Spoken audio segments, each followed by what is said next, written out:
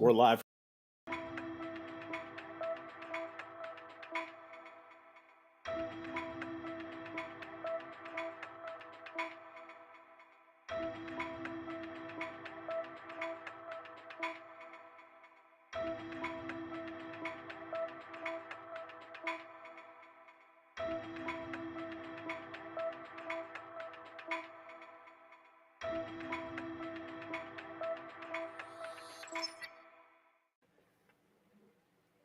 What is going on, guys? Welcome back to Jaymes Howell's Chiefs Talk.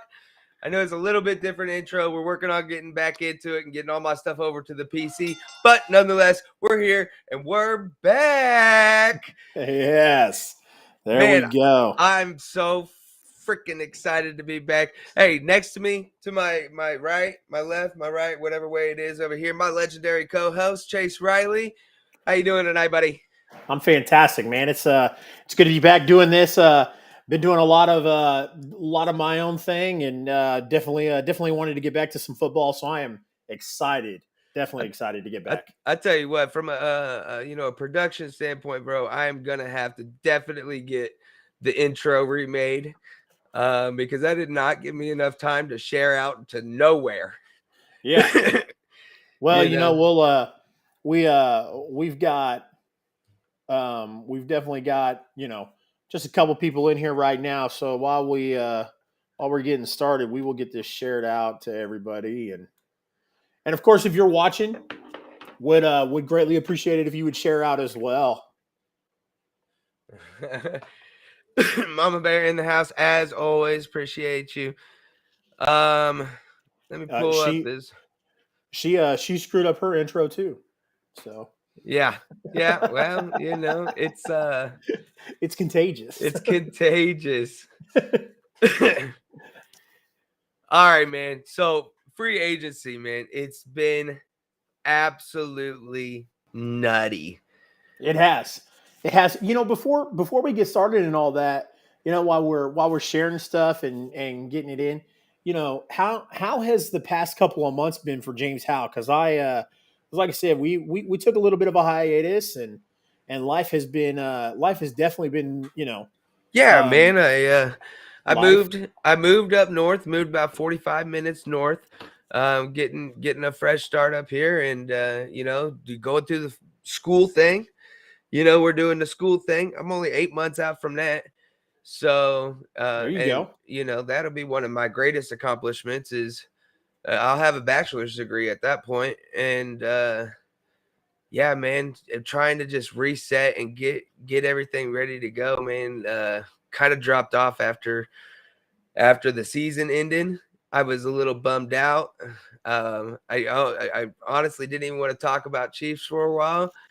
And but now, man, things are just going nuts, and man, it's exciting. It's exciting to be a Chiefs fan with quite a few question marks as well. Absolutely. Yeah, I've been doing the same thing. Life, work, family, all that stuff, and then help building up CR Media and continuing doing that thing. So, like I said, excited that we are able to talk Chiefs again. So yeah, I can only talk about wrestling and UFC so much. I feel that. And if you are catching us right now, you're enjoying the content, hit that share button, hit that like button. Make sure you follow us. I'm at Jaymes Howell 1 on just about every social media website, Twitter, Facebook, TikTok, all that. And then you can catch my buddy Chase here at CR Media 1988. And is that consistent throughout all your social medias? That is correct. Okay. Cool. So yeah, go give us a follow. We're on YouTube and Facebook and Twitch. And to all of our Twitch viewers, what's going on? Nice to be here on Twitch finally. This is our first show there. On just about every website, Twitter. You got a little echo there. Yo, let's go, Donnie. My boy Dravenverse. What's up, buddy? He's viewing us on Twitch. Glad to see that. Hey, look, well, I got everyone in here. Look, we're in the off season. This isn't just like Chase made a good point earlier before we started. This isn't Jaymes Howell's Chiefs game talk. This is just Jaymes Howell's Chiefs talk. So, quick question for everyone. I want everyone to go ahead and hit it in the comment section.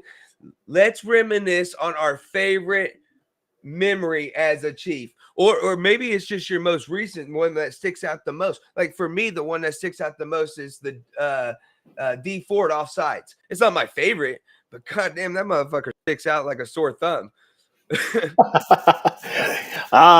Mine obviously would have to be the Super Bowl. Yeah, favorite. It would definitely be the Super Bowl, but like the whole comeback, like the block punt for Houston against the Houston in the playoffs. That was a great moment. Of course, the victory is like individual moment. Dirty Dan getting after it on that block punt. That was huge. The comebacks that we all saw, that was huge. Maybe we kick it back to the 90s. I saw Dante Hall live against the Raiders on Christmas Day, and there was like 30 seconds left in the game, and we were receiving the ball. Kansas City was receiving the ball. They kick it off, and we need Dante Hall to just break one off in their ass. And sure as snot, bro, he does. And I've seen that. That's a fond ass memory for me too. The AFC Championship game. that was fun as fuck too. Yeah. So I see you, Mama Bear. Hell yeah! Hey, speaking of that, let's get this chat pulled up. Absolutely. J9 Jones, I see you in the chat. Yeah, there we go. Now it's not gonna show anything previously, but yep. That's why I wanted to catch that one just right then and there. I've done my sharing. Definitely ready to get going here. Yeah, make sure if you're catching us, hit that share button. It takes 5 seconds to do. Y'all know the deal. It's completely free. It takes 5 seconds to do. It's super, super simple. Click the share button. If you're catching us on Twitch, there's no share button. I'm sorry. Make sure you hit that follow button. All right, man. Enough of the shenanigans. Definitely. I guess we got to get into it. So, I mentioned earlier, it's exciting. Free agency has just been going nuts. But with that, we've lost a few players that have been around for quite some time. Byron Pringle, Demarcus Robinson, Charvarius Ward. All those guys have been around for several years. Oh, excuse me. And then like Jaron Reed, I'm not sure how to pronounce his name. I believe it's Jaron, but I might be shared. I appreciate you. I might be mispronouncing that, but Jaron Reed, he's gone. He signed with a different team. Okay, so Demarcus Robinson signed with who was it? Nah, the Raiders. The Raiders. My bad. It was and Pringle signed with the Bears. Pringle signed with the Bears. That's correct. Okay, so we're definitely going to see some new faces. But my question for you, Chase, is out of all these guys that we've lost in free agency, and I would go ahead and include Tyrann Mathieu in that deal, because I just don't think, I know he's still unsigned and yada yada yada, and he's not, in my opinion, he's not worth what he's wanting, and I don't think he's coming back, so I'm going to include him as a departure. Out of all these guys, Byron Pringle, Demarcus Robinson, Charvarius Ward, Tyrann Mathieu, Jaron Reed, I'm sure there's a couple others that I'm missing. Daniel Sorensen. Do you look at any of them? Are you upset? Are you upset that any of them's gone? I mean, Do you feel some type of way? Are you like, damn it, I really wanted Pringle to be here, or how do you feel about this? No, I think uh, obviously in football, it's very transitional. Gotta roll with the punches, next man up mentality, et cetera, et cetera. The only thing that really kind of got to me was the Tyrann Mathieu thing. Um, you know, I wanted him to stay. Um, you know, and I think what kind of bugged me about it was he was ready to leave, even though he was saying that he wasn't ready to leave. You know Yeah. what I mean? Like when he was asked, he was like, "I want to stay with Kansas City." But then the NFL honors, when he was part of the Walter Payton Man of the Year ceremony and everything, he put Uh-huh. out a tweet thanking Kansas City, pretty much like a goodbye tweet. And then everybody was like, "Well, I guess he's leaving." But then Veach was saying, "No, we're still working to see if we can sign him." And Right. then he would come around and say, "Oh, peace out, Kansas City." So it was like you keep saying you're leaving, but then you say you want to stay. So like, what are you doing? Yeah, And which one is it? And then, you know, like how much value can you put into what Brett Veach is saying? When he's like, "Oh yeah, we're working on a deal." Da da da da da da. Da. Is he just trying to save face? yeah, At the same time, because you're absolutely right. I don't feel like he even wanted to explore the option of coming back. yeah, And for Kansas City to have Tyron back, he would have to he's not gonna he'd almost have to take a pay cut. Like, you're not gonna get paid what you're wanting, and we can't even afford to pay you what we were paying you. And coming he had a pretty down year, like 3 interceptions on the year, I believe. He's just not worth it. Now I hear rumors that the Raiders might be looking at him. yeah. There's a lot of teams that are supposedly looking at him. I've heard the Steelers, I've heard the Ravens, I've heard the Mm-hmm. Raiders. Mm-hmm. And all very good options for Tyrann. Wish him the best. Mm-hmm. I mean, he was a huge, huge pivotal part in what Kansas City was able to do, as far as going to 4 straight AFC championships, Sure. going to 2 Super Bowls, winning 1 Super Bowl. The landlord, definitely a huge part to this team. But I mean, they stated, Tyrann's gotten 3 big contracts in his career. And he's 30 something years old. How many big contracts are you going to throw at somebody? Yeah. Yeah. Um, Yeah, I mean, especially like, like you are 30, what, you 33, 32. yeah, Like you're at the end of your career here, bud. yeah, and for him to want as much money, for him to want to be one of the highest paid safeties in the league. Don't get me wrong, he's good, but there was a saying that always kind of stood out to me. That was, you're only as good as your last game. And if we look at Tyrann's last game or last season, it wasn't that good. Yeah. It wasn't as good as it had previous seasons. So, like I said, I am definitely going to miss Tyrann Mathieu in a Chiefs jersey. Could he definitely bounce back and be the Tyrann Mathieu that he was a couple years ago? Absolutely. There's nothing saying he couldn't. Yeah. But it's time to move on. So we are moving on to Justin Reed. Right. And a little feel good story about Tyron. I mean, because the guy, I really do believe that he's a good guy, and I wish him the best too. Appreciate you, Dravenverse. Appreciate that. Um, so I wish him the best too. But okay, so I read this story earlier, and he's at LSU. Talking to some people there. I think he was doing like a speech or something like that. Well, he runs across this Chiefs fan, and come to find out, the Chiefs fan is from Orlando and just happened to be at LSU, Yeah. for whatever was going on.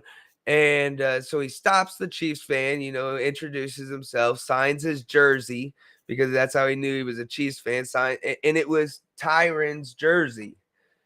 and so Yeah. he stopped him and he signed it for him, and of course took pictures, sent him on his way. But that's just a testament to who Tyrann Mathieu is. He's a good guy, and Yeah. he just his play has not lived up to expectations.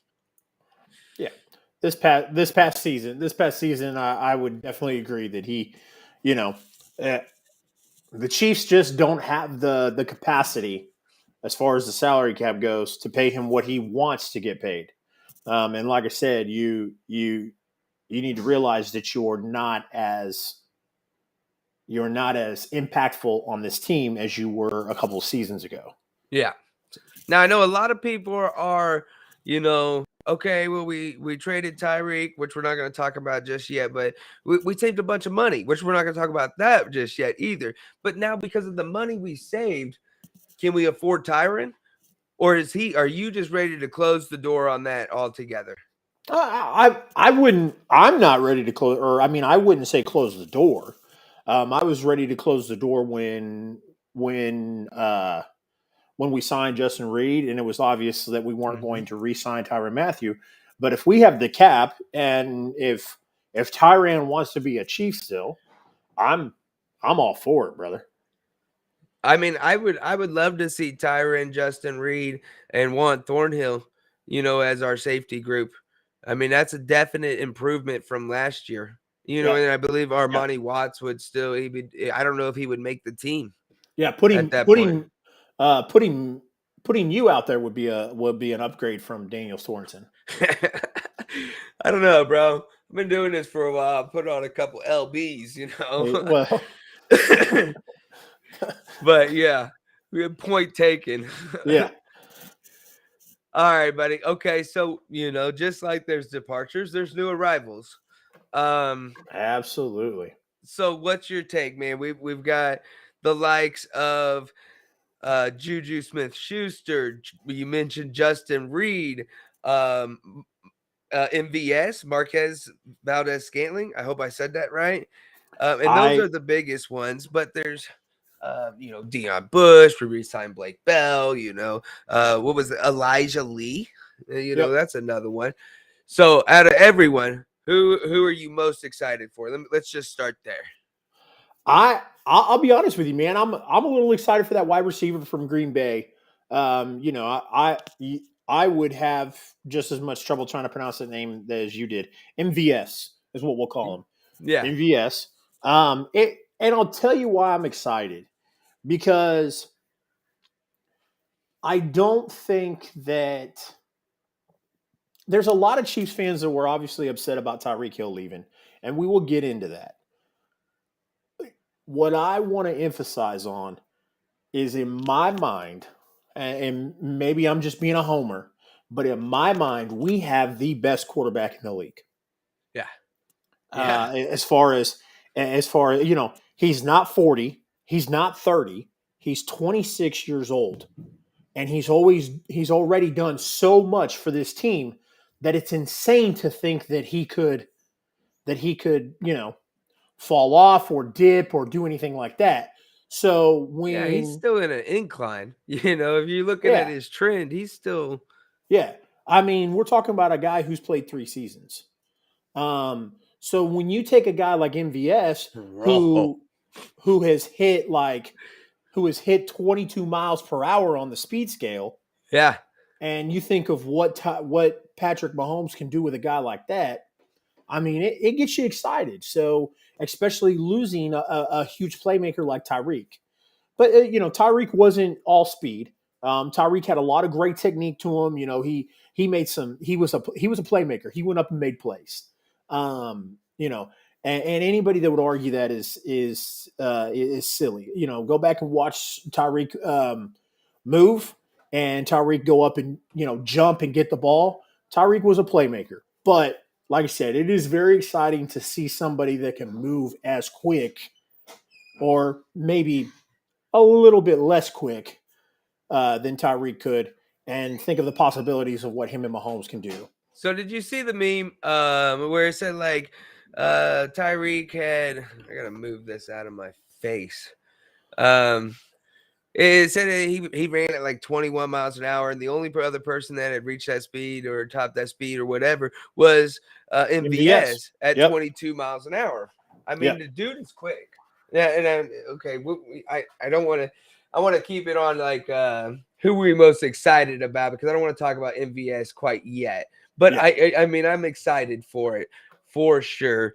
But you know who I'm most excited about, and I just saw it minutes ago, minutes before we got on here, was that Elijah Lee kid, the Yeah. linebacker, played at K-State from Blue Springs. That's I, right. He I was a Wildcat. I mean, how exciting is that? I mean, to get to play for your home team, you know, and you get picked up like you said he came from the Browns. The Browns. Yeah. The Browns, yeah. But then, okay, that's already a dream come true that you get to play in the NFL. Maybe not for the Browns, but Yeah. you know. But then you know, cards lay out like they do, and you get picked up by your home team. You know, the team you grew up cheering for. I hope he did. You know, being here in Blue Springs, that's exciting. I'm happy for Yeah. the kid.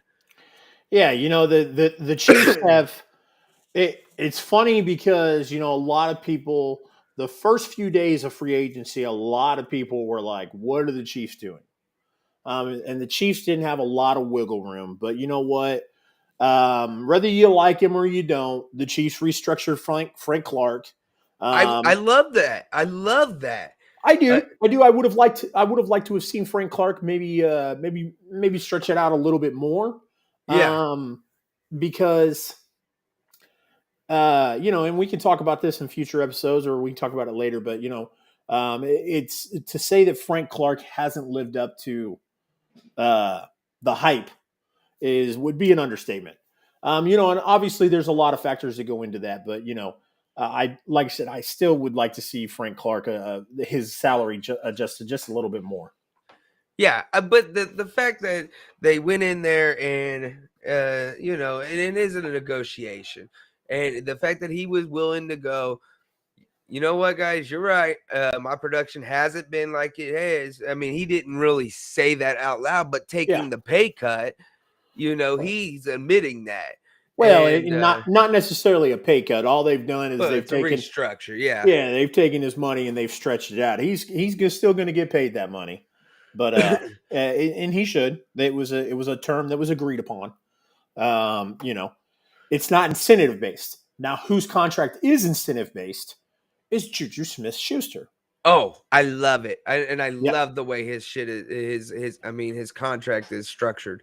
absolutely. As a Chiefs fan, when I very first saw the Juju signing, I was like, why are we paying Juju Smith Schuster, who the past couple seasons hasn't had, you know, the greatest of production. Granted, he had Ben Roethlisberger, but Yeah. still, Mhm. you know, they find a way to utilize their wide receivers in Pittsburgh, and Yeah. other wide receivers in Pittsburgh were getting plenty of playing time and were getting plenty Yep. of Chase production. Claypool. Yep. Dion Johnson, Deontay um, Johnson. Yeah. Deontay Johnson. Yet, you know, those guys were getting plenty of production. So why wasn't Juju? And Sure.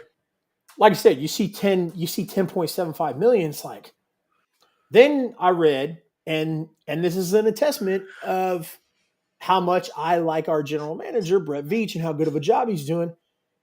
Juju's contract is only 3 million. That's it. That that other 7 million, or it's like 3.75 million. The other 7 million of that is incentive based. So Juju has to come in and produce the way that we expect Juju to produce, or he's not going to get that 10.75 million. Okay. And so to add to that, those incentives, okay, so they're either classified as likely to be earned or unlikely to be earned. And so if like a defensive end, for example, had 5 sacks the previous season, and then his incentive was it triggered or was earned at 7 sacks, it would be unlikely to be earned because it was higher than the previous season.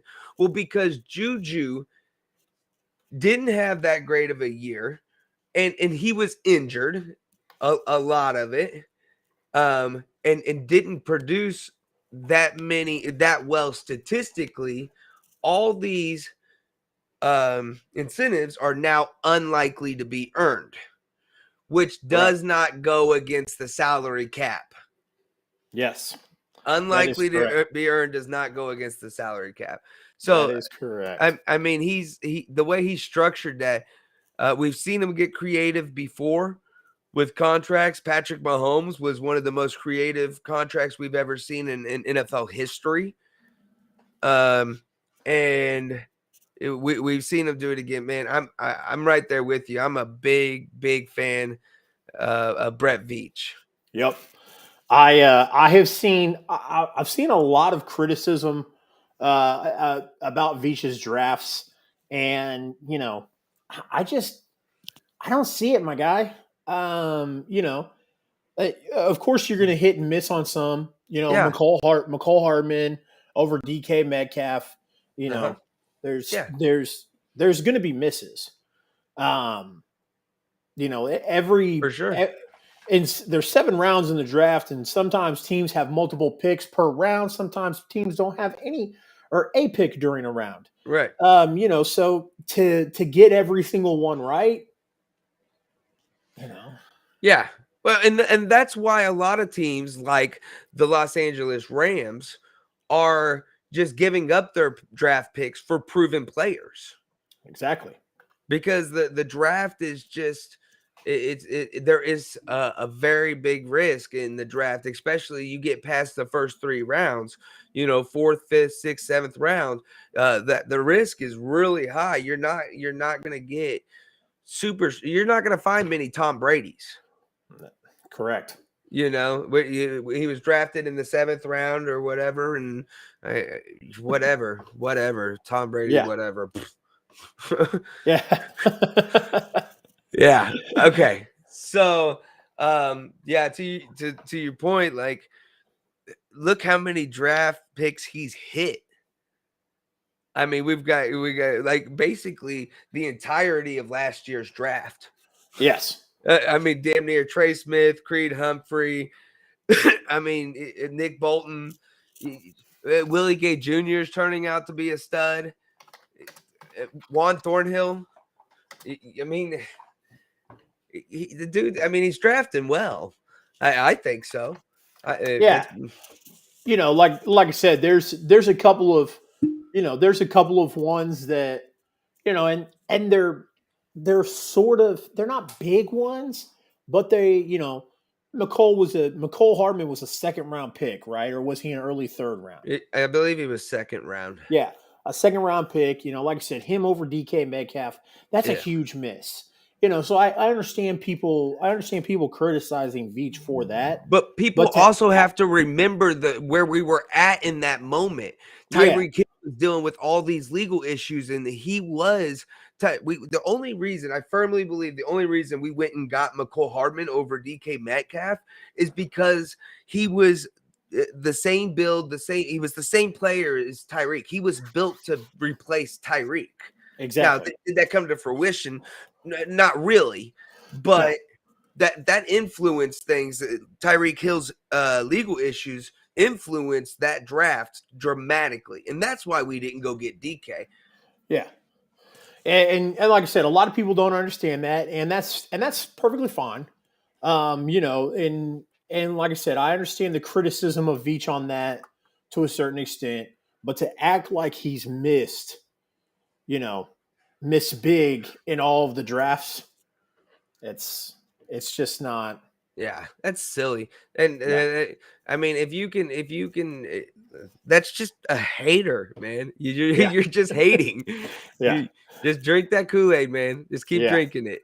Cornell Powell was a miss, but he's a 5th round pick. Yeah. You're not gonna pull out a 5th round pick all Yeah, the well, time. who was that other safety that we got that was a fucking 6? Why don't we just bring him up too? He didn't Yeah. make it. I can't even remember his fucking name. You know? Was it drafted or? Yeah, it was like 2 years ago, man. Oh, I can't remember who it was exactly. Yeah, I had last year's draft picks pulled up just to kind of take a Oh, look at, because I knew there was one wide receiver. I just couldn't remember the wide receiver's name, who I don't even know if he's a part of the team anymore. right. So, Right. Speaking of wide receivers, you see DeAnthony Thomas is trying to make a comeback into the NFL. nice, good for him. Good for him. That's cool. He's been in Canadian Football League for a while, and he's trying to make a comeback. So former Chiefs news there. Yeah, I was really excited when the Chiefs picked up DeAnthony Thomas. I watched a lot of his stuff from Oregon. Thought I think he had a punt return in a preseason game his rookie year, and Uh-huh. I was like Oh yeah. that's our new guy right there. Uh-huh. That's our new special teams player, and it didn't pan out for him after that. Yeah. So Yeah, he was just kind of gadgety, he was just a gadget player, and then he couldn't refine some of those needed skills, route running and tracking and shit like that. It's okay, man. It takes time. Like Travis Kelce didn't become a stud until he was like 7 years in the league. yeah, So it takes time. it Tyreek does. Hill. Tyreek Hill was a stud right off the bat. And Agreed. yeah, and it's unfortunate that he's gone. If you didn't catch it, I don't know who didn't catch it, but he was traded to Miami. He was. Uh, and then, so what's your thoughts, man? What's your initial reaction? You wake up that morning, you're like, Tyreek Hills and is allowed to seek a trade. Boom, Yeah, it I, hits. What's your thoughts? I'll be completely honest with you, man. When it hit my phone that the Chiefs were going to let Tyreek Hill seek a trade, I thought, and I read, hey, contract talks had come to a halt. I thought, okay, let's see what he wants. Let's see where he's looking, and let's see if anything happens. And then I saw the two teams that were majorly involved were the Dolphins and the Jets, and I was like, well, they've got the cap to do it. Mm-hmm. Um, you know, I didn't think it would happen that fast. I feel like it was just a God, boom, boom, boom. matter of what, hour and a half? Yeah. I mean, I woke up So this morning and I seen that, and this was my initial reaction. I said, "Well, fuck this shit. I'm going back to sleep." That was exactly my initial reaction. not me, man. I was very much like I said. I was extremely intrigued. I was all over Twitter because stuff on Twitter happens instantly. You don't have to wait for articles to be Yeah. written, stuff like Mm-hmm. that. People put out those 150 characters. It's quick, it's instant. So I was all over Twitter trying to see what the word was, and when it finally broke, I was like, wow, like it was fast. Yeah. So it was one of those things where, from my understanding, the Chiefs were talking with Tyreek Hill's people, and that damn Devonte Adams to the Raiders Mm-hmm. signing is what did it. And Tyreek Hill's agent even said so. He said that the Devonte Adams Yeah. signing Drew changed. Rosenhaus or whatever his Yep. name. Yep. So He said Devonte Adams changed everything. Had we signed Tyreek Hill before Devonte Adams, it would have been. Now, granted, I say that, and I don't mean it to come out this way. Tyreek deserves his money. I shouldn't. I'm not saying that at all. But and, and I and think, Drew Rosenhaus, he's a smart guy. oh, He's not absolutely, he would not be doing his job if he would have signed a contract before Devonte Adams. yeah, He's gonna absolutely. base everything off of that. Hey, real quick, Eddie Howell, he says, I'm just glad they're switching up players regardless who. Players get civilized playing with each other season after season and with each other, and that's not always a good thing. They are players just as good. They're players just as good who we traded out, and we will be stoked to play for the Chiefs. And he's I agree. absolutely right. There's a sense of complacency at times, and I think that when we won the Super Bowl, we started to get that little sense of complacency. And Yeah. I was talking about this with my buddy Donnie the other night. I'm glad that everyone is like, oh, Tyreek Hill's gone, they're gonna crumble. Because we played way better when we were the underdogs. Yeah, not like I said, it's crazy. Like I I understand seeing like the NFL, like casual fans that Uh-huh. don't pay attention to the Chiefs. I understand them saying that, but when I see actual Chiefs fans saying it, like it blows my mind because, like I said, Yeah. like did you all forget like who the quarterback is? Like, are you essentially saying that Mahomes is only as good as his receivers? Because I don't buy that. Because my quarterback, I don't know about your quarterback, but my quarterback made receivers like Byron Pringle and Demarcus Robinson look really, really good. Yeah. So I mean, Demarcus this guy. Robinson, Yeah, I mean, how fast we lose faith, man. This is yeah, just a couple years ago, man. He's throwing no look passes, and he's the greatest fucking thing since sliced bread. And now all of a sudden we're gonna crumble because we don't have Tyreek Hill. yeah, I mean, get some composure. Yeah, just yeah. grab some I, composure, please.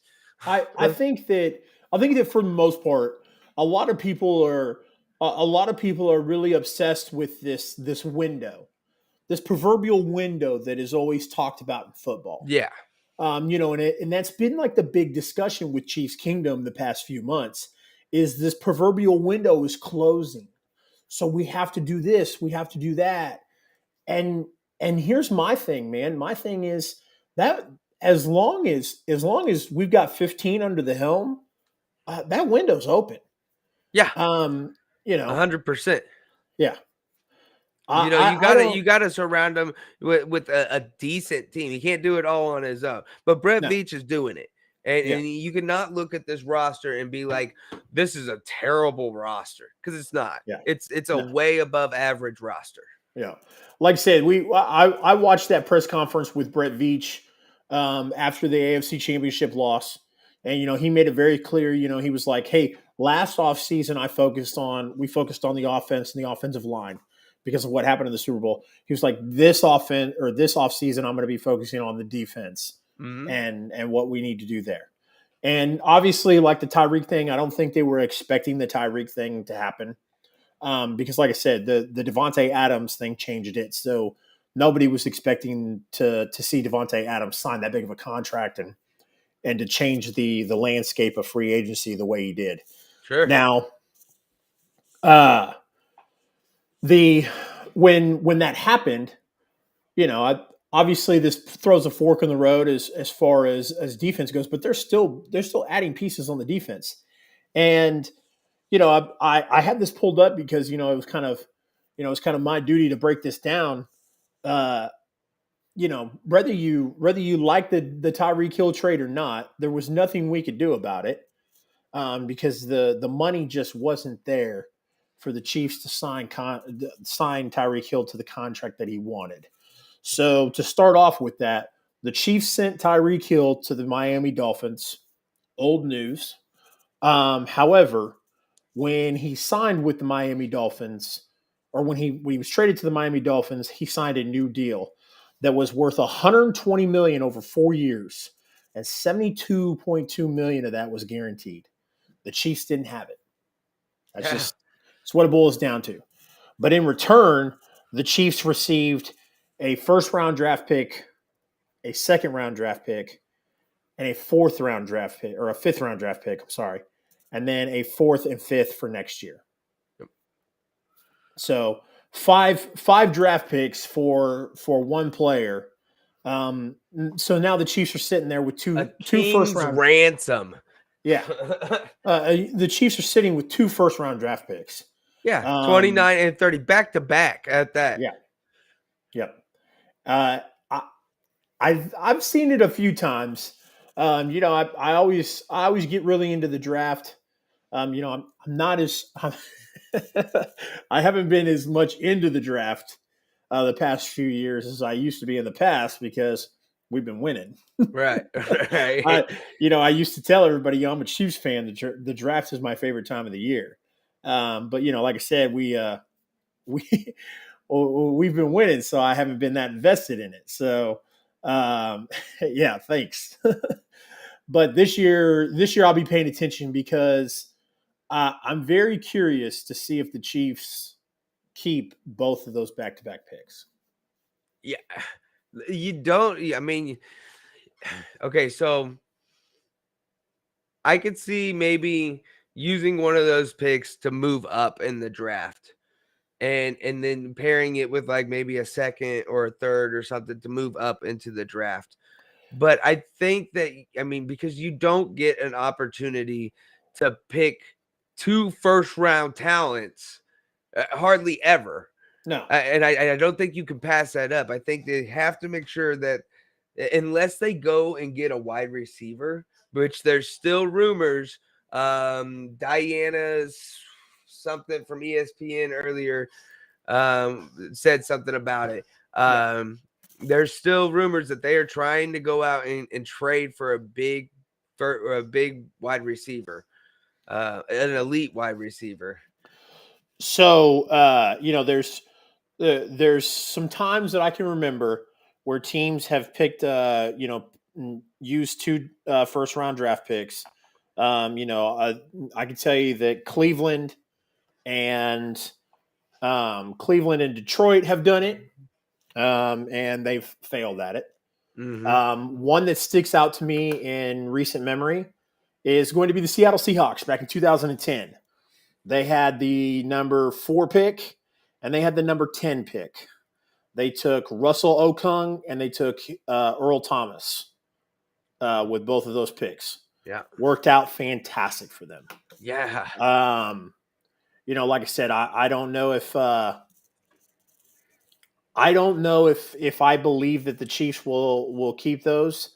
It's fun. I don't want to throw I don't want to throw you under the bus here, but you had messaged me and said you were like, man, I just have a really good feeling about this, but I think the Chiefs are going to trade for DK Metcalf. Yeah. And it was crazy. Like, we talk about algorithms, Yeah. like we always say something about like, oh man, our phones are listening to us. Cause Yeah. I could be talking about Folgers coffee. And then I got Folgers coffee's ads on my Google Right. and my Facebook. Right. Right. And I'll tell you what, man, ever since you said that to me, there's been legitimate reports and there's also been people just tweeting out the storm. Like, Yeah. Don't be surprised if the Chiefs make a trade for the Seahawks for It DK just Metcalf. makes sense. It Yeah. just makes sense, man. Now they went and got MVS, and MVS. Donnie said it earlier. He's 6'4", and Absolutely. he's fast as shit. Yeah. Okay, he's a big receiver. Now he has trouble in other areas and needs a little bit of refinement. But okay, so dude, he'd make a great number 2. Yeah, He'd make and that's how good, I feel about Juju too. He's a 2. I think that you're going to look at we're going to let Juju and MVS battle it out for that number 2 spot. If not, that number 3 spot is always good for slots, and MVS or Juju both could rotate out of the slot. But the Chiefs need that number 1 guy. Yeah. And it was crazy because when you mentioned that to me, I went and I pulled up all 32 teams. And I said, okay, let's look at the team who is looking to rebuild. Because some people, I said something, I was thinking about it and I said something to somebody. I can't remember who I said it to, I made a comment. Or somebody made a comment on my Instagram. Sorry. And I said, don't be surprised to see the Chiefs trade for somebody. And then they said, oh, yeah, I could see them trading for Deebo Samuel. The Niners just made it deep in the playoffs. They're not looking to get rid of their best player. Yeah. So that's off the table. So I was looking at other teams. Who could we see that is in a rebuild or that is looking to rebuild? The biggest biggest one that stands out like a sore thumb is Seattle. Seattle's the team right now that is looking to rebuild. Yeah. Why not let the Chiefs take some of those picks and let's ship them? Let's ship them these picks, and they ship us DK Metcalf. Yeah. And, And he's not gonna cost as much as what Tyreek did. no, Like, understand DK's coming off a down year. yeah, He didn't have the greatest of years last year, and he hasn't had the consistency that Tyreek Hill has. Tyreek Hill has been great for years. yep, And you know without a doubt that he is going to provide that. absolutely. You're not so certain about that with DK. Could DK be great? Has he shown flashes that he could be great? Yes. Does he have the physical attributes? Is he tall, fast, and big? Yeah. But has he proven shit? No. Not really, but and that's the point of this team of what we're looking at in the future. So you go out and you get a big guy. He's got some speed like DK Metcalf. Mm-hmm. If you do, let's take DK Metcalf out of it, man. So let's pump the brakes and let's back up a little bit. So you're looking at the Chiefs refining this offense and looking at the weapons that Pat has. Mm-hmm. And the ones that stand out to me are Clyde Edwards-Helaire, Travis Kelce, Of course. and Juju right now. And you add MVS to that. Which I love that pickup. I'll talk about it here in a bit, but yeah. Yeah. And so you have to ask yourself, are we getting away from this air raid offense that we've had that has sort of kind of got us into trouble sometimes? Yeah. And we can go back 5 years ago and talk about how Patrick Mahomes was pushed as the guy for the air raid offense. Yeah.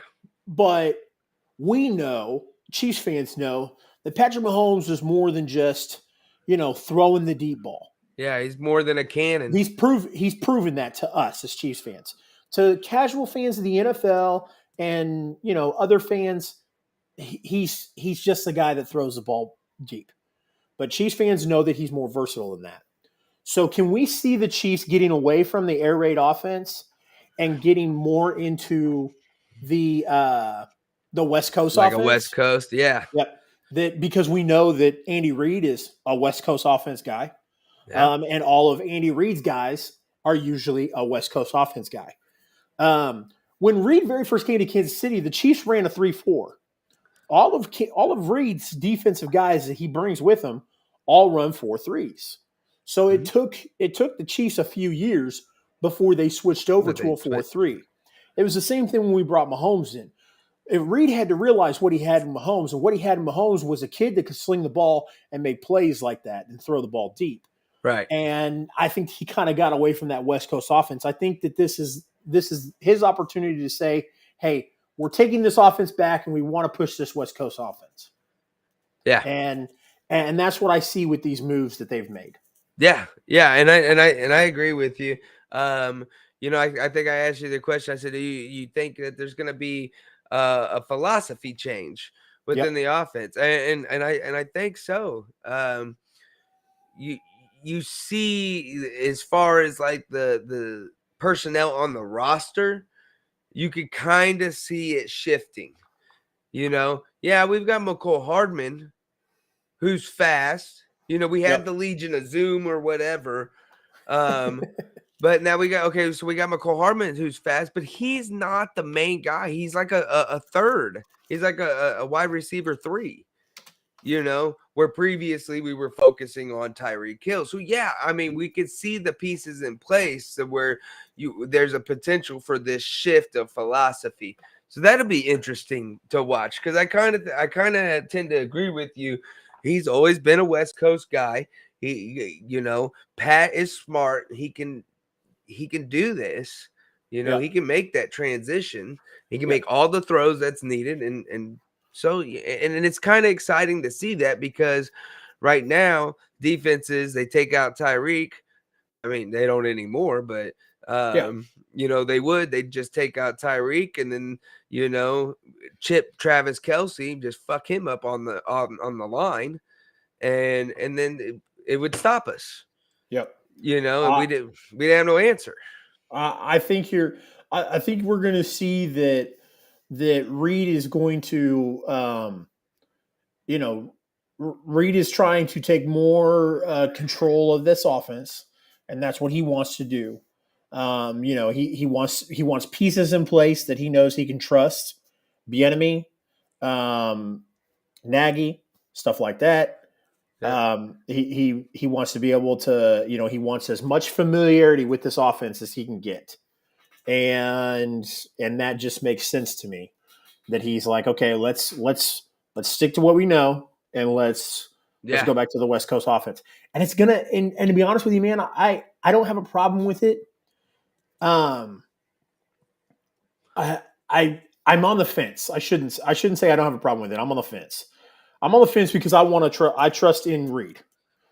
Because Reed has done a phenomenal job as a coach for us.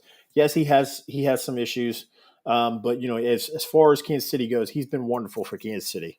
Right. However, I also want to say that I believe in Patrick Mahomes, and I want Patrick Mahomes to be able to shift up on the fly. Sorry. You're fine. So, like I said, I'm on the fence. I want to trust Reed, and I'm going to.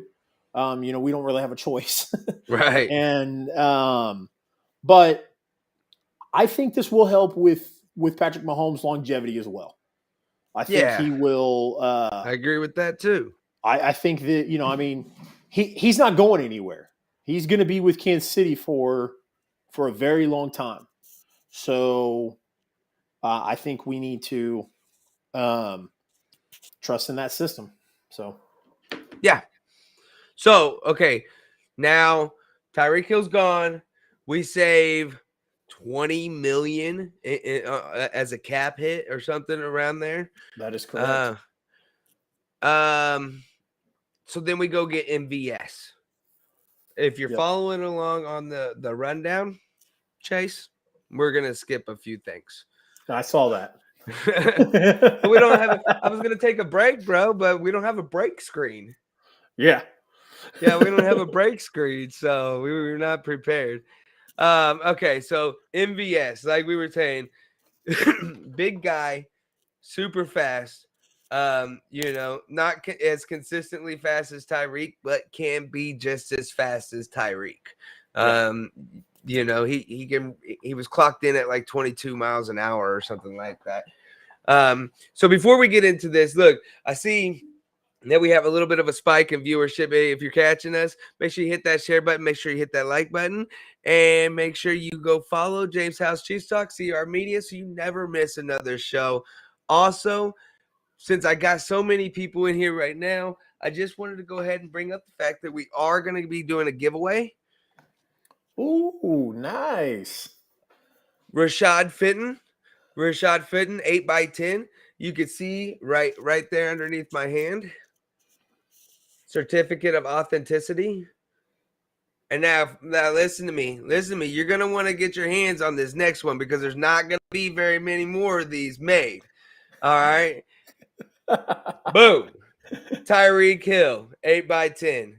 Black and white with just the over here. Just the color on it. That's just slick. Tyreek colored. I like that. That is slick. I like that that. is slick. Certificate of authenticity right there. Real deal. Look, we're giving this away. All you have to do is go to the link that's in the description, Superdraft Pro. It's a fantasy sports platform. Go click it, sign up for a subscription. You get entered in to the drawing for these. We already gave away. What was the other one that we gave away? L'Jarius Sneed. L'Jarius Sneed. That's right. Yeah, That's right. Austin Jones got that. Now, hold on. Before we go any further, if you sign up for a membership to Superdraft Pro, it has to be one of the paid memberships, starting out at $19 a month. $19. That's it. To break that down, Superdraft Pro is a daily fantasy sports, just like DraftKings. However, it's you enter in or you pay $20, $50, or $100. Those are the tier memberships. You don't have to do the $50 or $100. All you get to do is the $19.99, $20 a month, and you get to play daily fantasy games every single day. Now, if you sign up for the free one, then that doesn't do anything. That doesn't do anything for my friend James here. Yeah. So that won't enter you into the contest to win the picture. Yeah, if you want to win the picture, and we're gonna give look, both of these 8x10s, this Tyreek Hill and the Rashad Fenton, are going to the same person. Because we know that it's a minimum of $20 subscription. You'll get to play. You'll have a list of fantasy games that you'll get to play. That'll get you an entry in for both of these. This is a $200 value, over $200 value for these two pictures. Certificate of authenticity on both of them. Go check it out. Superdraft Pro, super fun. And it's not a traditional pay for like the event, like Chase was saying. You're not just paying for one event. Like you go to DraftKings or FanDuel or whatever, you might pay $20 for one game. Yep. And for $20 on Superdraft Pro, you get the whole month worth of games. So, it's if you like fantasy football, but you're not that big of a gambler, this is a great option for you. Agreed. And you'll get entered in for the Rashad Fenton, Tyreek Hill 8x10s. All right. Where the hell were we? we just talked about the MVS. All right, MVS. Okay, 6'4", fast as fuck. Okay, that you already mentioned it earlier. Wide receiver 2. Do you think that he's gonna stay wide receiver 2, or like does he like? I'm real big on MVS. I picked him up in like the 3rd or the 4th round of my fantasy draft last year, and then he got injured, which explains his down year. But I thought, when I look at fantasy, I look at trends, right? Yeah. And MVS is a guy that is trending upwards. So do you think that he could possibly be that number 1 guy, or you're just, no, we need to go get a number 1? I'd have to see. I got to see a little bit more out of him to say, yeah, he could be a number 1. I think if you look at Green Bay, they had Devontae Adams. You're not getting touches over him. And then they had Alan Lazard, and then they brought in Randall Cobb because MVS was injured, right? And then, towards the end of the year, he started to pick it up a little bit, but he's just so buried in that depth chart, man. Like you're not going to get very many touches. So I really think this is going to be a good opportunity for him to make that statement, whether or not he can be that guy. Yeah. He's going to get touches in this system, especially at this point with the wide receiver group that we have now. You're probably the best guy we have on the roster. Maybe him and Juju. As of right now, yeah. As of right now, that's what it looks like. Now, let me ask you this: you remember Darius Fountain? You don't remember? The name doesn't sound familiar. It was a preseason star, wide receiver, Fountain. Okay. Yeah. Yeah, I think he's going to do big things this year. I really watch out for him, bro. Watch out for Fountain, because I think he is going to make splashes. He made the team this year, and no one expected him to. He was basically I don't remember the exact story, but he was like as low as like a walk on, basically. He wasn't a walk on, but he was not expected. He was a camp body, is all he was. And he came out Gotcha. there and he made a bunch of splashes, and he made the practice squad. So I'd really watch out for him as well. So there's not really much to say. Yeah, there's not much to say about the MVS that we didn't already cover earlier. Exactly. So I will say that, like I said, I'm super excited about it. I'm glad that he's here. I heard rumors about us going to getting him last year, and I was excited about it. And so, I'm glad to see him here in the red and gold. Juju, we got Juju. What do you make of Juju? He kind of like was really good and then was really bad. Well, I like I said, he has had a couple of down seasons, but you could make the argument that he's got Ben Roethlisberger thrown to him, but then again, you've got Chase Claypool and Deontay Johnson who are excelling over there. So maybe Juju got lost in the shuffle.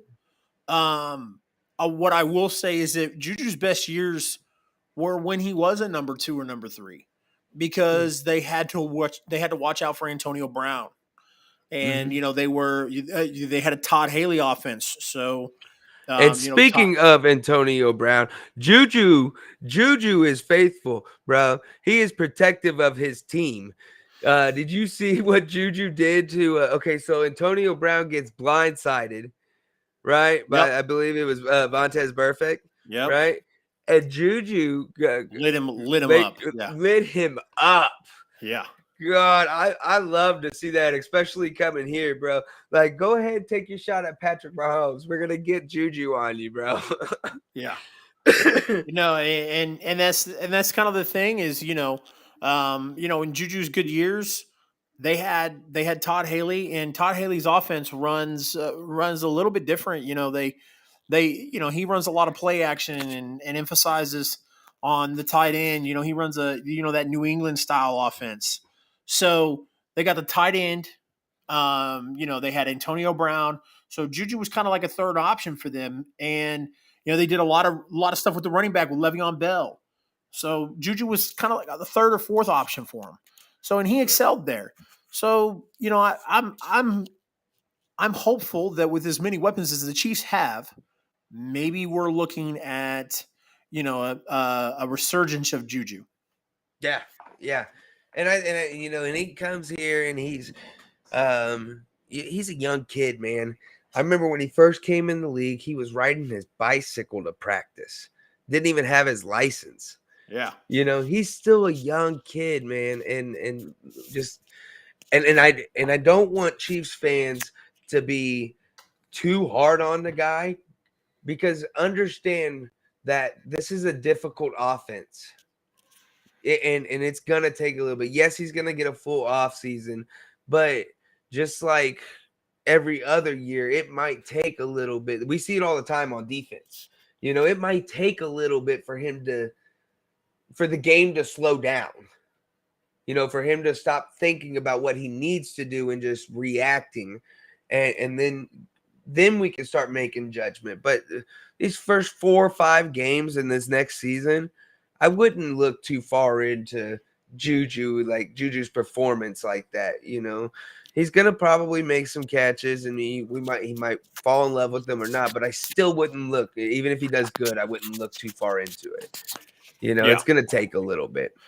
Yeah, no, I like I said, I don't think Juju will be the number 2.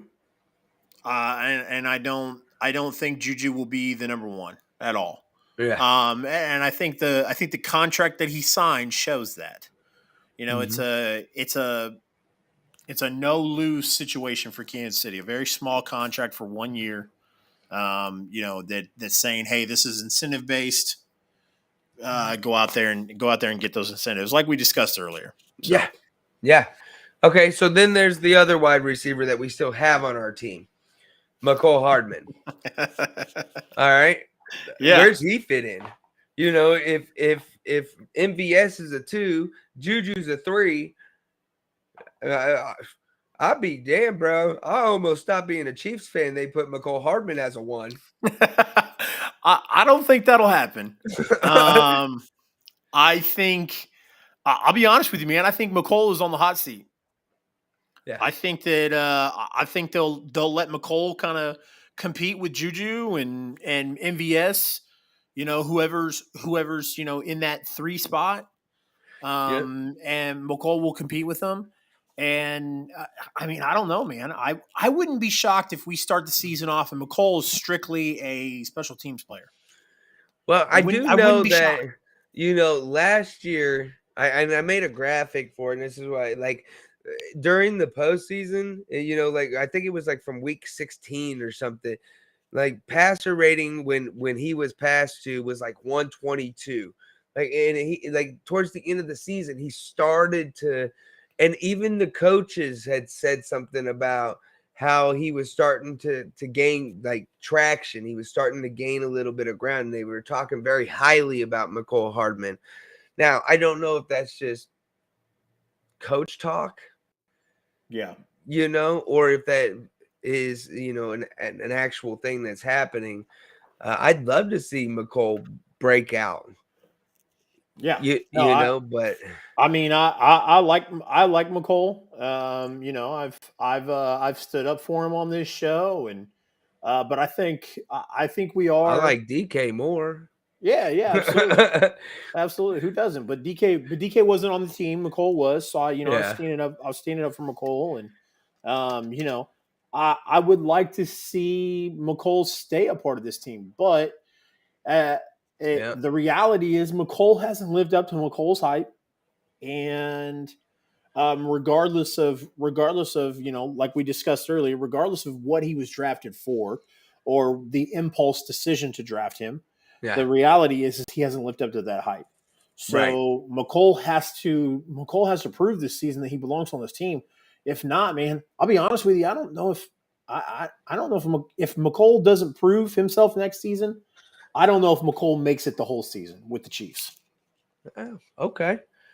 Okay. So now, before we jump over to the defensive side, because I want to talk about Justin Reed, but before we jump over there to the defensive side of things, I do want to mention one more thing about the offense, and you kind of touched on it earlier.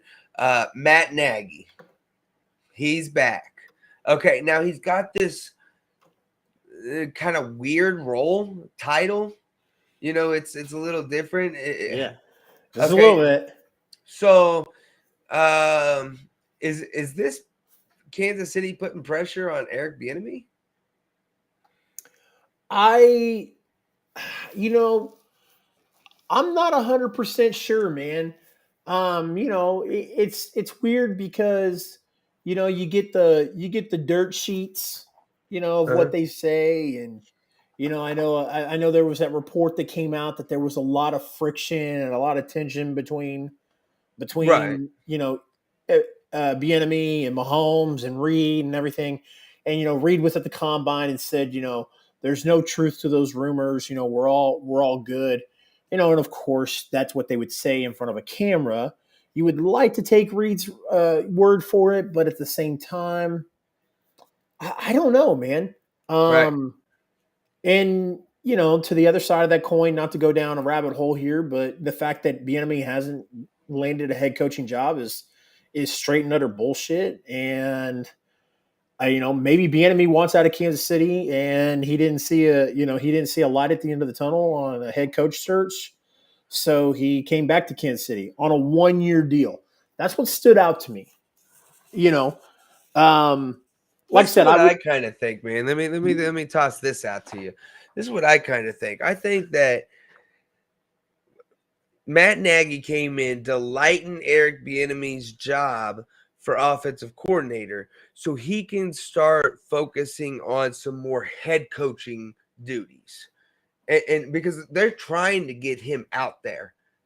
Yeah. And so now if he can go, after this season and be like, Matt Nagy kind of took over as offensive coordinator. I was helping Coach Reed with this and this on the defensive side and this on the special team side. And and he's getting that experience in as like from a NFL head coach position, you're going to be more likely to get that job. Yeah. So I don't think that it's really like putting pressure on Eric Bieniemy. I actually think the opposite. I think it's there to help him. Yeah, and then the popular thing amongst Chiefs Kingdom is that a lot of people think that Bieniemy should stay and take over for Andy Reid. Um, Yeah, I've heard that as well. now my question to that would be, this will be good to clip for later. When we promote this show, Gotcha. do you think Reid has a couple of years left, or do we think that Reid has quite a bit more left? I mean, I'd say 5, 6, 7 years. So if that's the case, if Reid has 5, 6, 7 years left, then Bieniemy's not sticking around. No. You know, if Bieniemy and Reid sat down in a room and Reid told Bieniemy, like, hey, I'm probably wrapping this thing up in the next season or two, then Yeah. I could see Yeah. Bieniemy wanting to stay for that. Like I said, the big thing that kind of stood out to me was Bieniemy only signed a 1-year contract, Yeah. The contract.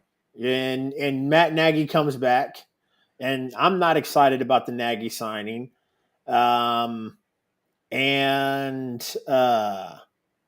Nagy comes back, and he gets an assistant coach job.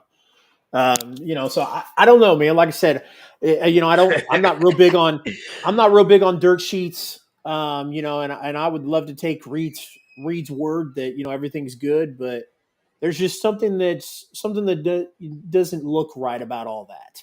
Right. And I don't know what it is. Maybe I'm just looking too much into it, but there's just something that doesn't look right about it. All right. So Justin Reed, right? We that's one of the earliest pickups of free agency that we had, and it's a little bit old news now, but we're gonna go ahead and talk about it because it was a big signing, and we're just now getting on here. So Justin Reed, what's your thoughts? I think it's the most. I think it was the most Veach thing to do.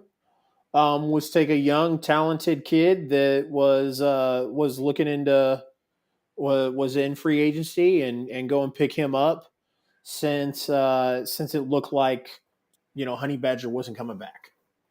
Yeah. So and he's a talented kid, and I I think he'll have a bright future here in Kansas City.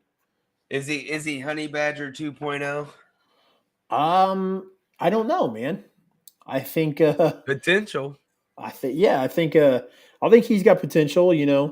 Honey Badger went through the ringer and went through a few teams before he finally came to Kansas City. He Yeah. was an established veteran when he came to Kansas City. Yeah. Yeah. He was with Um, Arizona and Houston before here. yeah, So and so I I'm excited for it. I think young future talent on that defense is. I mean, it worked out. yeah. between Bolton, Gay, Yeah. um, young safeties, Well, we got Mike cornerback. Ganna and Yeah, Jawan Thornhill, L'Jarius Sneed, and yeah, fucking Rashad Fenton. Rashad So Fenton. there's a lot of youth on that defense, and I don't see adding more being an issue. But I think what that's going to do is it's going to ask Chris Jones, since Chris Jones is going to be a part of this team for a while. I think it's going to ask Chris Jones to kind of step into that Honey Badger leadership role. I seen a Um, tweet. I seen a tweet from Chris Jones, and it said, "I love you, KC." And I was like, "Where the fuck are you going?" yeah, And then later Then later it said, I'll stay here for my entire life or something Yeah, like that. And I was like, okay, good. Don't do that to me, bro. yeah. Well, I they always say stuff like that until it comes time to start talking money. So that's right. All right, buddy. Yeah, I'm super excited about Justin Reed myself. To be honest, I haven't really had a chance to like go and look at any film or anything like that. But I could go and read people's breakdowns and and get a feel for things, and I'm excited for what we have coming here.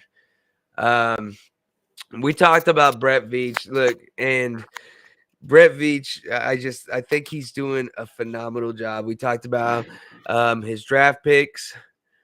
He's is he 100%? No, who the fuck is though? You Yeah. know, um, has he had some mistakes? Yeah, DK, not getting DK over McCole was the big one. But he's had so many hits too. The Trey Smith, the Creed Humphreys, and not just in the draft, but the offensive line that he put together. Lucas Nyang is still undetermined. The Nick Boltons, the Willie Gay Juniors, the Juan Thornhills. I mean, he's gotten a lot of them right. You have anything to add to that? No, I mean, I think we kind of touched on the Brett Veach thing earlier, and you know I'm a huge Brett Veach supporter. Veach is okay in my book. So Yeah.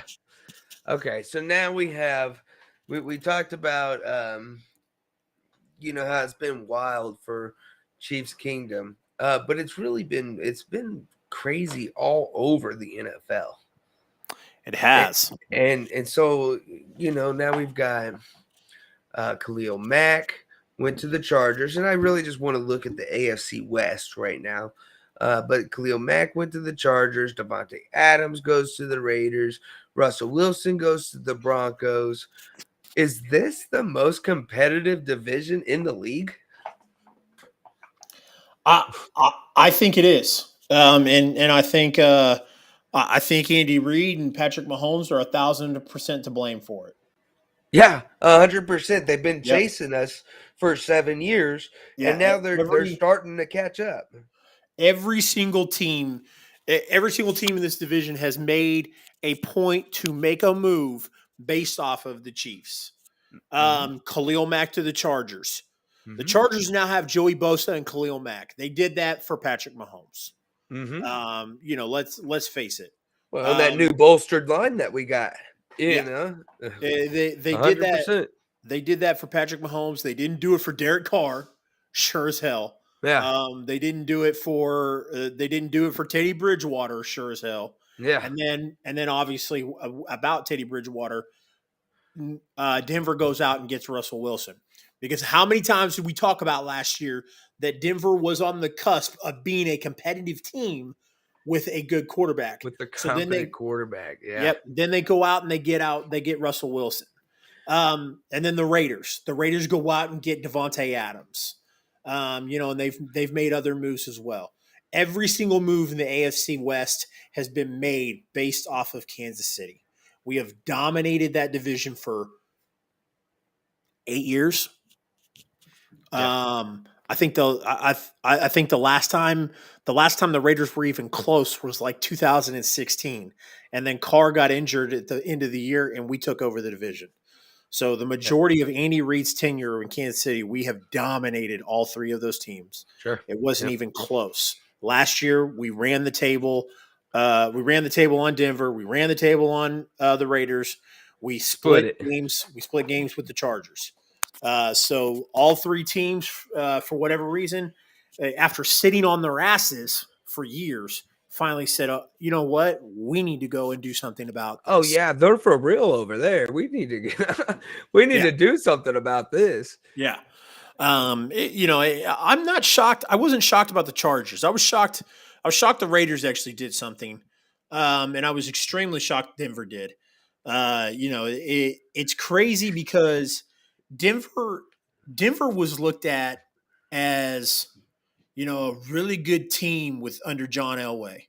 And it was really, to be honest with you, the only thing that kept Elway above water was Manning. And once Manning left, Elway made a lot of dumbass mistakes. Yeah, he was terrible. Case Keenum, Drew Lock. Yeah. And then they finally got rid of Elway as general manager, or took that title away from him, or whatever. And Denver has started to make a little bit of moves. But this Russell Wilson one kind of surprised me. I wasn't expecting them to go out and get a quarterback. I was expecting them to take a chance on a third round, a third round darling. Yeah. Yeah. So And quite honestly, I'm not sure. Like, I know Denver fans are ecstatic right now. They yep. love them some Russell Wilson. What did he do? What did he do last year? Not very much, but you know what? A lot of Seattle. Yeah, I think it's pretty clear that Seattle was not pending in the right direction. Russell Yeah, was but running I for mean, his life. you got DK Metcalf and Tyler Lockett over there, Well, and you. I that mean, their offensive line was a huge issue. oh yeah, I will So give you that that. so they did. I think that you're going to see that um, a lot of the hype behind Russell Wilson is what we've seen in the past with quarterbacks who leave stale teams that they've been with, Mm-hmm. and hope to go somewhere and kind of rejuvenate them. Mm-hmm. I think that's what Denver fans are holding on to, and I hope Russell Wilson does good against everybody but I Kansas City. I would love to see a super competitive division. Eh, I I don't think it's a question, my friend. Yeah, I think the AFC West is the best division in football now. yeah. I Okay, don't I don't think it's a question. 1, 2, 3, 4. Who wins the division? Who's in second? Who's in third? And so forth. Kansas City, um, A Kansas way too City, early prediction, but yeah. Kansas City, Chargers, Broncos, Raiders. Same. 100% exactly the Yeah. same. You know what, man? You invited me to that AFC West trash talk group. Uh-oh. Uh-oh. What happened? And they kicked you out? They kicked you out of the stream? What happened? All right, guys. Well, you know what they say. The show must go on.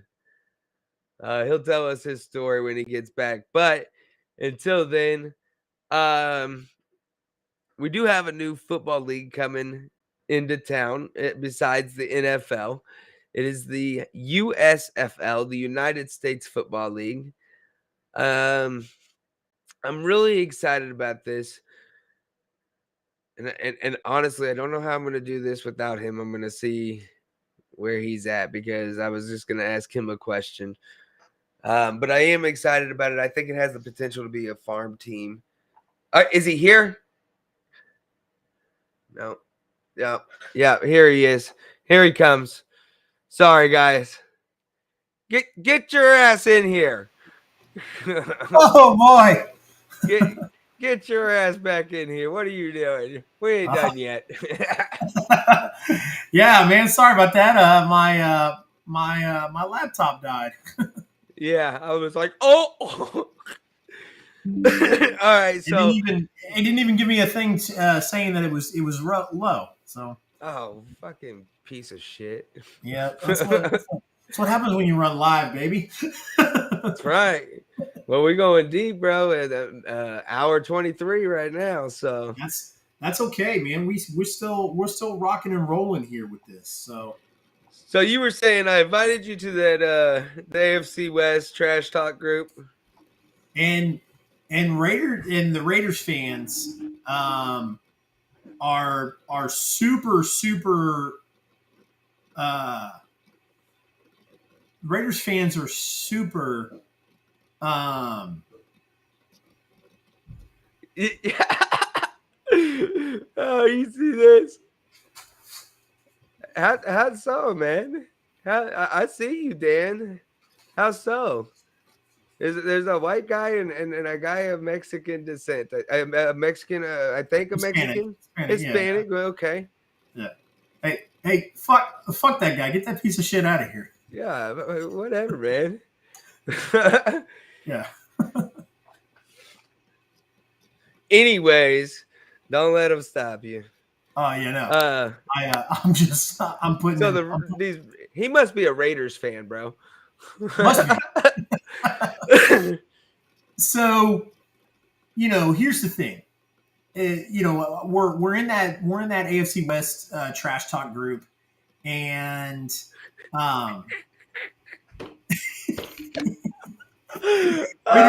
Raiders fans are super prideful about what's going on in their thing, and I don't see it, man. I don't see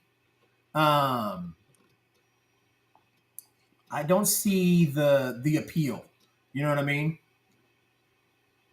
Yeah, I mean, look, I think that Derek Carr is better than what okay, so there's Chiefs fans and then there's like the general NFL public, right? So then there's Raiders fans and then there's the general NFL public, right? And so I think that the general NFL public thinks that Derek Carr is just hot garbage.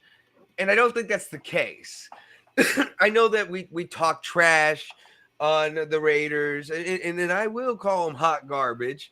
But in reality land, where we all like to reside in reality, he's not, man. He's had like 6 different fucking systems that he's had to learn, and is done above average throughout his entire time, throughout like his 9 years or 6, 7, 8 years, however long he's been here. He's had a ton of different, it's like 6 or 7 different coordinators or offenses that he's had to go through. I think that, yeah. I just didn't want to stare at that guy's comments, so. Yeah, I hear you. You know what? I put him in timeout. I'm sorry, buddy. Oh, I hit completely block, but it won't let me delete the comment. So I was like, okay, yeah. well. I put him in timeout. It says put user in timeout. I put him. It was Dan. I'm sorry, buddy. You're going to timeout. Your comment needs more diversity. Yeah. Yeah, buddy. Diversity. Right. Kiss my brown ass. How about that? For real, bro. Oh man, have you Tom McDonald? Yep. Right, he's a rapper. Yep. You heard that song "Straight White Male"? I have. Man, it's talking about how like I don't want to get into it, but if my viewers y'all want to go check it out, go check it out. Tom McDonald, "Straight White Male." It's a great song. And look, we our viewership just cut in half when I said that. All right, man. USFL. Is this the NFL's competition? Or is this going to be like a farm system? You know what? I think the XFL is going to be a farm system for the NFL. So I don't know if you know or not, but the XFL is actually ran by Dwayne Johnson and Dwayne Johnson's ex-wife, Danielle Garcia. Okay. So she is the ex-wife of Dwayne Johnson, and they both are working together. They purchased the XFL from Vince McMahon, and The Rock has a partnership.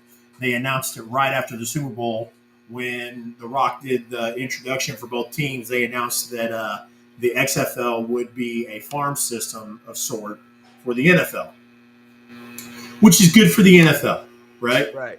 And it's good for the XFL. This is, just a kind of short history for the XFL. The XFL had a pretty damn good season back in 2001, and then it wasn't good enough to keep up with the NFL. So the XFL folded. Right. And then, when the controversy happened with the flag and the NFLPA, talking about players and money, and there was a lot of divisive, kind of, where do we go from here stuff. Vince kind of saw it as a business opportunity. So Vince decided to bring back the XFL a few years ago. Hired Andrew Luck's dad to run it. They were all ready to go. I think they started the season and had a few games, and then COVID struck. Yeah. And then when COVID struck, they decided to sell it, and that's when The Rock and Danielle Garcia picked it up. So, the USFL and the XFL, I don't know if I would consider them competition. Obviously, the XFL made the right move pairing up with the NFL as a farm system. I think that will kind of help the XFL's longevity. As far as the USFL goes, I'm a huge fan of football, man. And I caught a lot of flack. I'm in a group chat with a lot of my friends who are of all different races and backgrounds. By the way, I just want to throw that out there. Oh, fuck. And I caught a little flack from them because I told them, I was like, guys, I'll watch football. I don't care what it is.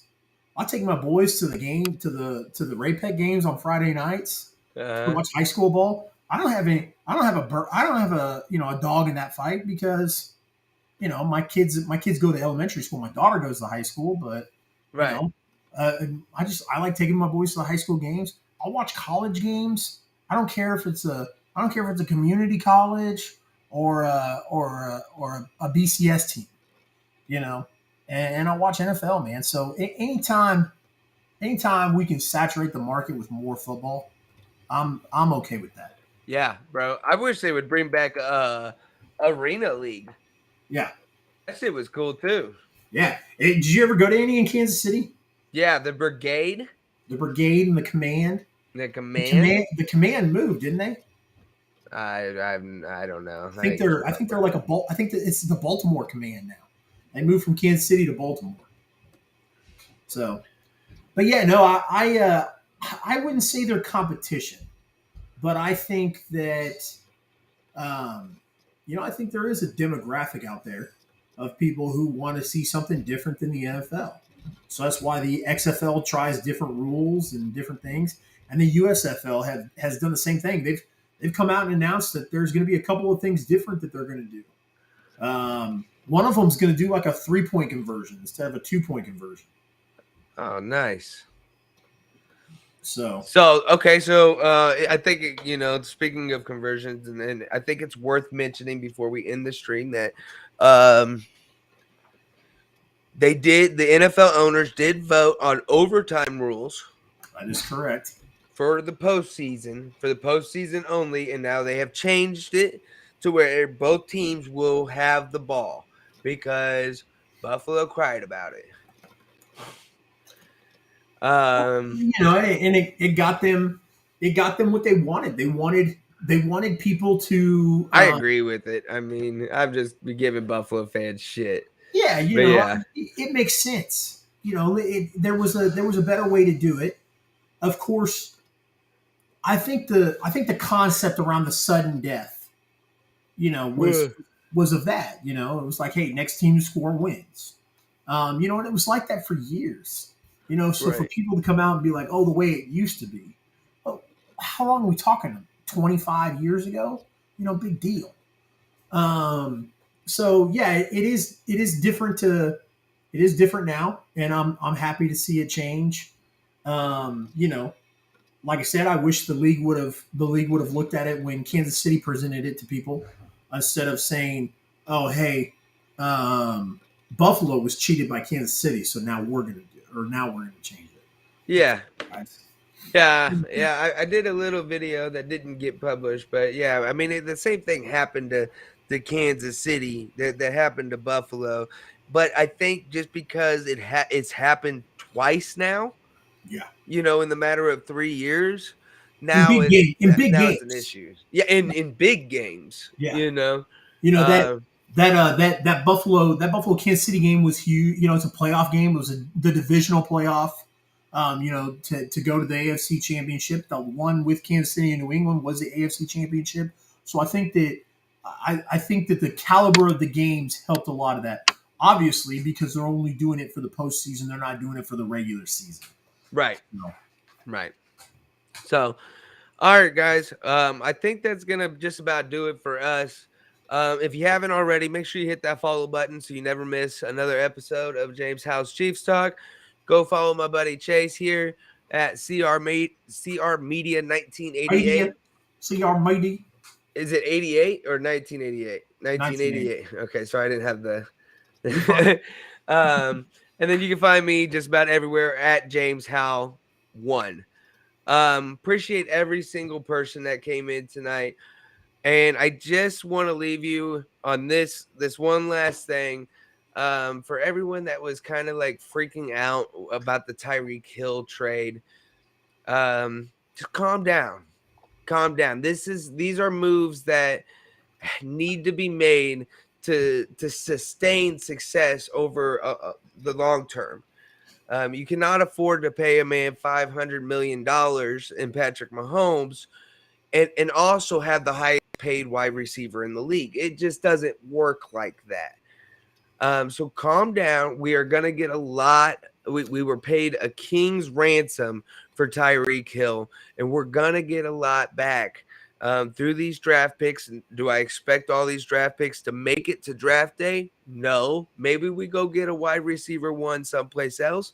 Maybe DK Metcalf. I don't know. But just calm down. It's going to be okay. So with that, I think we're done. Chase, tell the people goodbye. I'll catch you guys later. Adios.